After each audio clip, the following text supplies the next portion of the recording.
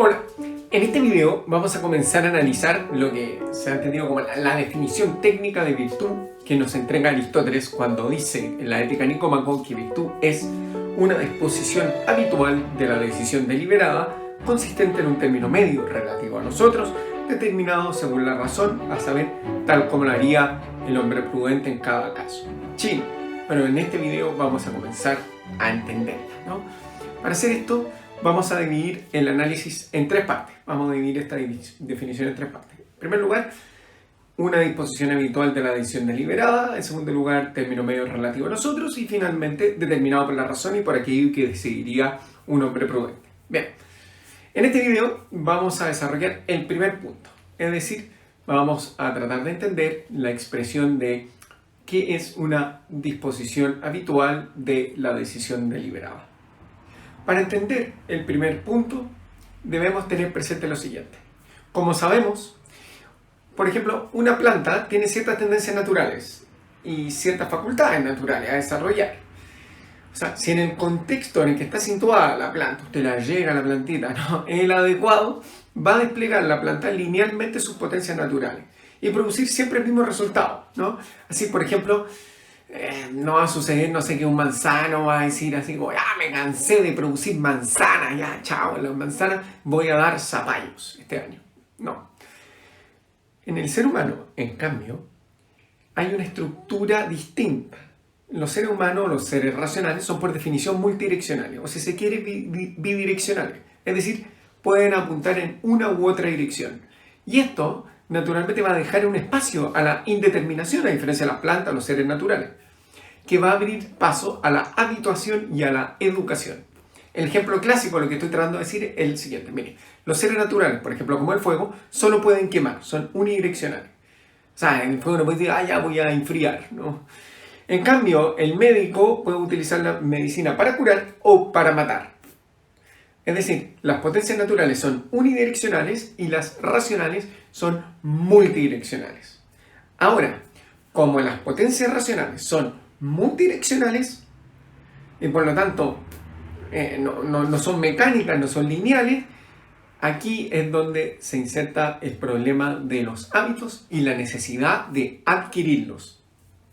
Pues, si bien al principio el sujeto racional puede producir cualquier tipo de acto, uno puede hacer lo que quiera, levantarse o no levantarse, etc., se produce algo muy interesante. Cada acto realizado, de algún modo, revierte sobre la gente racional y este va adquiriendo una tendencia a realizar el mismo tipo de acto que realizó. Es decir, uno se va haciendo lo que hizo. Pongo un ejemplo. El que ha mentido repetidamente va a tender a seguir mintiendo. O el flojo va a tender a seguir pataneando. Es decir, lo que hacemos nos hace. Y aquí se revela el peso fáctico de nuestra vida pasada en la vida moral, ¿no? O sea, se va adquiriendo con lo que hacemos una cierta habitualidad que va a introducir una cierta direccionalidad en lo que antes era multidireccional. Esto, por ejemplo, se aprecia en casos como la persona que ha aprendido, no sé, a lavarse los dientes, tipo, para los chicos, lávate los dientes todos los días, y de a poco comienza a volver mecánico el comportamiento, y finalmente el cabro chico, después de un tiempo, cuando adquiere el hábito, va a necesitar lavarse los dientes diariamente. De hecho, cuando no lo haga, se va a sentir muy incómodo. La diferencia ahora entre los hábitos incorporados virtuosos y viciosos consiste en que los virtuosos llevan en una dirección y los viciosos en otra. Pero ambos son disposiciones adquiridas a través del ejercicio, a través de la repetición, ¿no?, que van a orientar nuestras facultades racionales, que antes eran multidireccional, ahora en una dirección y no en otra. Aunque, por cierto, la virtud es más difícil de adquirir que el vicio. ¿Por qué? Bueno, porque de hecho no hace falta el mismo tipo de emprendimiento, por decirlo así, metódico para desarrollar vicios que virtudes. Las virtudes, de hecho, todos lo sabemos, no hay que ser un genio, suelen ser hábitos que se desarrollan sobre la base de procesos deliberados, o bien por el sujeto mismo o por otros que toman a cargo su educación, ¿no?, los padres, profesores, que sea. Mientras que buena parte de los vicios no son producto de la deliberación, sino de la falta de ella. Voy a poner un ejemplo. Para no ser perezoso, por ejemplo, para levantarse temprano en la mañana sin mayores dificultades, hay que proponerse levantarse temprano. Porque eso no sale espontáneamente, así como, espontáneamente hoy me desperté a las 6 de la mañana. En general estos procesos comienzan regulados desde afuera, ¿no? Hay alguien que se encarga de despertarnos en la mañana, oye, despiértate, tienes que ir al colegio, en fin. Y después uno mismo, cuando es grande, compra un despertador y lo odia el despertador, ¿no? Bueno, y se despierta solo. En cambio, para desarrollar hábitos contrarios a levantarse temprano, no hace falta ninguno de estos mecanismos. Basta simplemente con no tomar ninguna decisión al respecto, sin no hacer nada. No poner ningún despertador, nada, y dormir hasta las 12, ¿no? En ese sentido, la moral clásica, por cierto, ve a la pereza como la madre de todos los vicios. Esto es interesante, porque como toda madre hay que respetarla. No, porque la pereza no surge muchas veces por la decisión deliberada, de hecho, nunca, ¿no? Sino por la omisión de la decisión de no querer serlo, ¿no? En ese sentido, existe una cierta asimetría por la cual desarrollar hábitos virtuosos suele ser más difícil que desarrollar los contrarios. Pues para la virtud se requiere, como dice en Chile, ¿no? Ponerle ñeque, ponerle empeño. Mientras que para ser un perezoso, básicamente no hay que ponerle mucho empeño. En general no hay que poner ninguno. Entonces, los hábitos entonces son el resultado del ejercicio de cierto tipo de acciones. Pero una vez que el hábito está establecido, lleva a producir de manera menos deliberada, más inmediata si se quiere, más espontánea, el mismo tipo de acción que llevó al comienzo a producir ese hábito. Corresponde a lo que en psicología se le llama a una estructura de tipo feedback.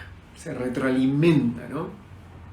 Para confirmar esta experiencia no se necesita ser ningún psicólogo moral, ni tampoco un gran observador. Basta, de hecho, con haberse ocupado de sí mismo a lo largo de la vida, ¿no? Si hay algo difícil en la vida, es luchar contra aquellos hábitos que hemos adquirido y a uno le gustaría tomar distancia. Por ejemplo, no sé, el que comenzó a fumar, dejar de fumar, no sé qué, levantarse temprano, ¿no? La tarea, de hecho, de contrarrestar esta tendencia es bastante penosa, es difícil, porque un hábito, ojo, no es el resultado de una decisión puntual. No, es una repetición y por lo menos jamás se elimina con una decisión puntual tampoco. Un hábito solo es reemplazado por otro hábito. O sea, no hay decisiones fundamentales que eliminen de raíz un hábito. Por ejemplo, está el típico caso de la dieta del lunes. Mañana comienzo la dieta. Pero ustedes se han fijado que el martes ya está más parecido al domingo que al lunes. Como dice el famoso refrán español citado en el Quijote, una golondrina sola no hace verano.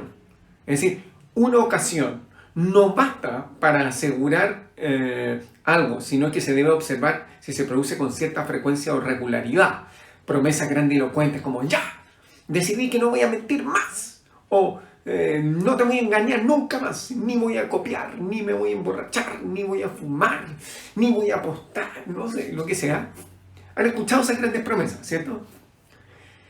La pregunta es, ¿se las creen de buena a primera? Sí, esas grandes decisiones, en fin, esas opciones fundamentales. Bueno, la experiencia enseña a ser un tanto suspicace con esas promesas. En el caso del típico alumno, ese gallo flojo, ¿no? Que llega el primer día de clase con el estuche, con todo, y dice, este es mi año, ahora sí que voy a estudiar con todo, la voy a romper. Ya, y ese gallo se siente a estudiar y dice, sí, oye, pero ¿cuántas páginas son estas? Empieza a contar las páginas y dice, pero antes un jugo. Y empieza a ver el celular y dice, pero es la primera semana, ya no hay que ser tan exagerado. Es decir, quiere ser buen alumno o quiere ser estudioso, pero no puede. Me acuerdo, de hecho, al respecto, hace unos años que un profesor me dijo, Andrés, ¿quieres ser capaz de estudiar entre 8 a 10 horas diarias? Toma Ritalina, Andrés. No, mira, lo que tienes que hacer es lo siguiente, es súper sencillo. Siéntate a estudiar y amárrate a la silla.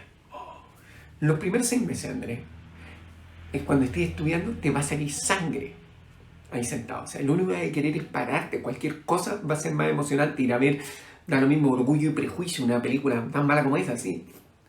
Sin embargo, los siguientes 6 meses te va a doler, pero ya no va a sangrar. Pero luego viene lo increíble. En los siguientes 6 meses ya no te va a doler. Es más, incluso puede ocurrir que te empiece a gustar y que necesites estudiar esa cantidad de tiempo. De hecho, que te moleste que te interrumpan. Y así es como se obtiene el hábito de estudio. ¿Se han fijado lo que es para una persona que no tiene el hábito de estudio? Vayan a una biblioteca y vean. Ver a otra persona llevarse un libro para las vacaciones, así, tratado de derecho romano. Me dice, una pesadilla. Dice, well, get a life. Así. O sea, estos hábitos no son innatos, sino que se adquieren. ¿Y cómo? Mediante la repetición. O sea, uno no tiene una suerte de mecanismo innato, sino que es adquirido y que no es fácil anularlo en el corto plazo. De hecho, es imposible, porque un hábito es el resultado de una decisión puntual. O sea, no es el resultado de una decisión puntual. Por lo tanto, tampoco es eliminado por una decisión puntual, sino que tiene que ser reemplazado por otro hábito. Y toma tiempo eso. Ya, pero ¿qué significa que estos hábitos sean de decisión deliberada? Obviamente, todo lo que tiene relación con procesos deliberativos es por su propia naturaleza de índole intelectual. La decisión deliberada, entonces, es aquella que es resultado mediato o inmediato de un proceso de deliberación previo. Ya. ¿Por qué inmediato o inmediato? Bueno, porque el hábito de la decisión deliberada no siempre responde a un proceso expreso de deliberación que lo haya precedido. O sea, yo cuando me voy a lavar los dientes digo, oh, es bueno lavarme los dientes. No, en fin, generalmente el sujeto produce el acto como si no hubiera deliberado, ¿no? Porque eso, lavarse los dientes ya descansa en un hábito ya adquirido, en un hábito que interioriza determinados estándares de decisión racional, ¿no? De que es bueno lavarse los dientes, lo que sea. De tal modo que una vez configurado este hábito, el sujeto está en condiciones de producir ahora de manera espontánea, espontaneidad naturalmente mediada por un largo proceso de aprendizaje, el mismo tipo de decisión que habría producido si hubiera deliberado expresamente en ese caso. Y esto es muy interesante, porque un hábito de la decisión deliberada es un hábito que interioriza entonces determinados estándares de decisión racional, de modo tal que el sujeto que consolide ese hábito esté en condiciones de producir espontáneamente el mismo tipo de decisión que se hubiera deliberado. Así, por ejemplo, se llama valentía al hábito que permite producir el tipo de respuesta que se considera razonable frente al miedo. Moderación, en cambio, al hábito que produce respuestas que parecen razonables frente a ciertos tipos de placeres corpóreos. Y, no sé, frente a bienes como el dinero y los bienes materiales en general, se habla de generosidad. Así se llama virtud a aquel hábito que permite producir espontáneamente, abro comillas, porque está mediado, ¿no?, el tipo de respuestas que se produciría si hubiese deliberado al respecto. La virtud produce, insisto, una espontaneidad, pero mediada, ¿no? Pues en su origen no es fácil ser moderado o valiente, sino que resulta como si fuera espontáneo solo después de un complejo proceso. En síntesis, se puede decir que los hábitos virtuosos son, dentro del universo posible de hábitos que se puede desarrollar, aquellos que están en conformidad con ciertos parámetros o estándares de racionalidad. Y los viciosos, los hábitos viciosos, en cambio, son aquellos que no están en conformidad con estos parámetros. En el próximo video vamos a analizar la segunda parte de esta definición, es decir, qué significa que estos hábitos de decisión deliberada sean un término medio relativo a nosotros. Nos vemos entonces.